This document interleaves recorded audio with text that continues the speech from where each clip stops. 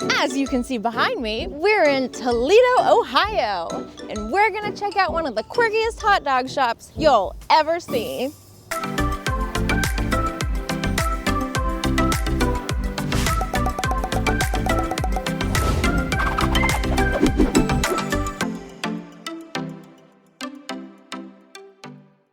This is Tony Packo's. This Toledo staple has been serving up hot dogs since 1932, and today we're here visiting the original location on Front Street. Why, you ask? Because just through the front door, you'll find that every inch of the walls inside Tony Packo's are Packoed with the most unusual decoration: autographed hot dog buns. From Bob Hope to Gallagher to Mickey Rooney to Michael Dukakis to Glenn Campbell, if they're a superstar or notable public figure from the past 50 years, chances are they've stopped in for a wiener here and signed, yes, a hot dog bun. In the middle of June is when we best can determine that Burt Reynolds signed the first hot dog bun. This is Scott Radel. He's the vice president of Tony Packo's. When we met up with him, he was celebrating the 9-year anniversary of his time with the restaurant and food company, who themselves are celebrating some big anniversaries of their own this year. This is our 50th anniversary that Burt Reynolds came in. He was in town for a play at the time, and he came here. We asked him to sign it, something, and he was like, what should I sign, what should I sign? He's ended up signing a real hot dog bun, which started the whole event. That's how it all started. For 50 years, the signing of the hot dog bun has become a Tony Packo's tradition. There's buns at all 5 Packo's locations, but this shop, the one on Front Street, is the original and, therefore, the motherlode of buns. Billy Joel's here, a bunch of presidents. We found the Ken Burns bun and took a picture of it so we could add the Ken Burns effect to it. Frank Sackler signed a pickle. Sackler's provides Packo's with their pickles. The fried pickles here might be just as famous as the hot dogs. For visitors, there's no roadmap. No guide to whose bun is where, and we love that about the place. It forces you to explore, to journey into the depths of uncharted bun territory. We love that there's no thematic characterization.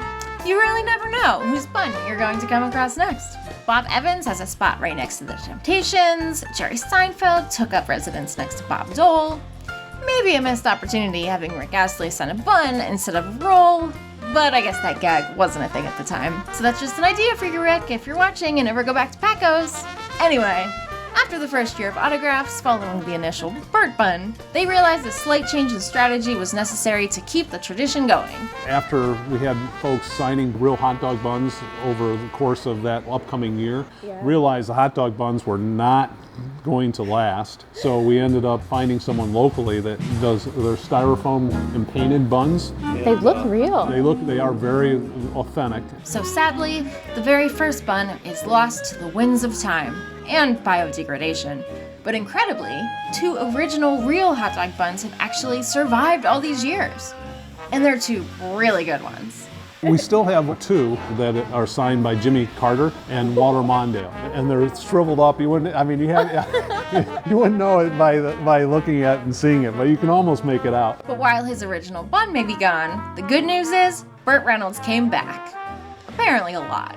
He had a unique relationship with Nancy, and they became really good friends. And he used to come here after the show was done in his Trans Am. You know, we'd bring food out to him because the restaurant would be closed, and beer.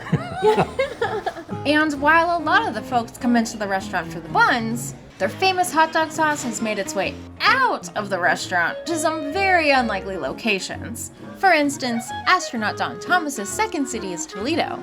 So on a mission around the moon in 1997, each of the astronauts got to choose the food that they want, and so our hot dog sauce went around the moon. Here's a snap from that mission here.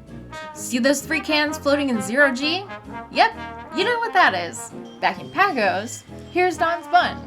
It's the first thing you'll see if you turn left when you walk through the front door. Then there's the crew of the USS Toledo nuclear submarine here. They used to come by the shop from time to time. You can probably guess where this is going. They have a cafe on the sub that is Tony Packo's Cafe. Nothing but good things from the good city of Toledo here. Hoo-yah, Toledo! So our hot dog sauce has been to the depths of the ocean and around the moon. And then, of course, there's the MASH connection.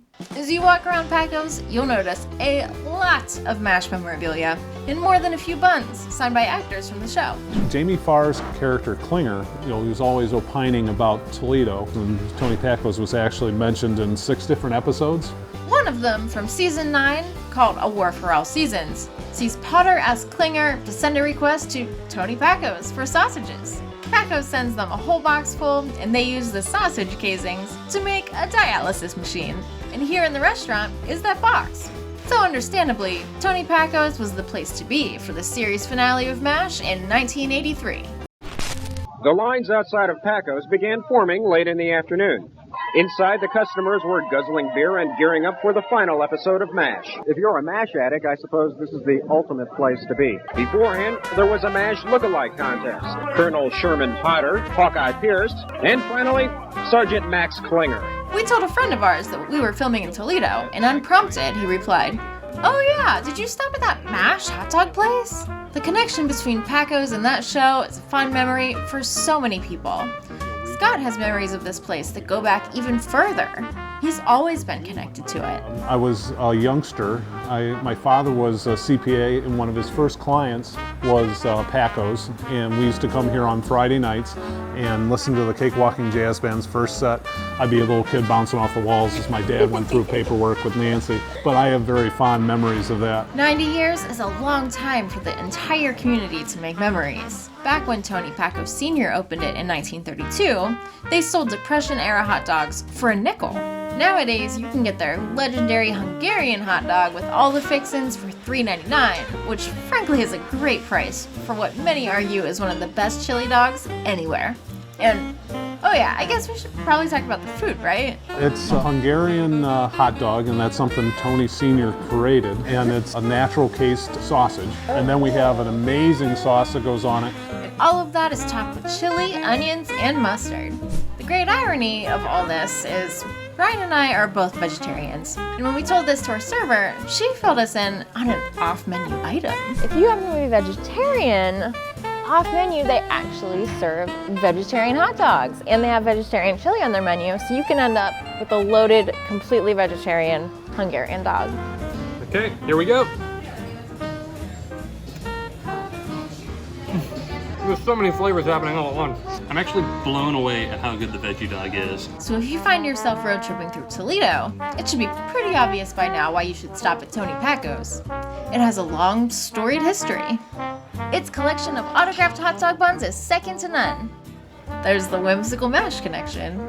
And perhaps, most of all, it's a restaurant that has meant so much to so many people over the years. One of the nicest things about Tony Packo's is there's so many memories. They'll tell stories about, well, I came here with my dad or my grandparents, and or I got engaged or I had my wedding reception here. So we're very fortunate in that over the 90 years we've had many different folks with memories. And our stop at Tony Packo's is certainly a road trip memory that we'll never forget. So now that we've had an amazing meal, we're off to our next detour. See you all next time.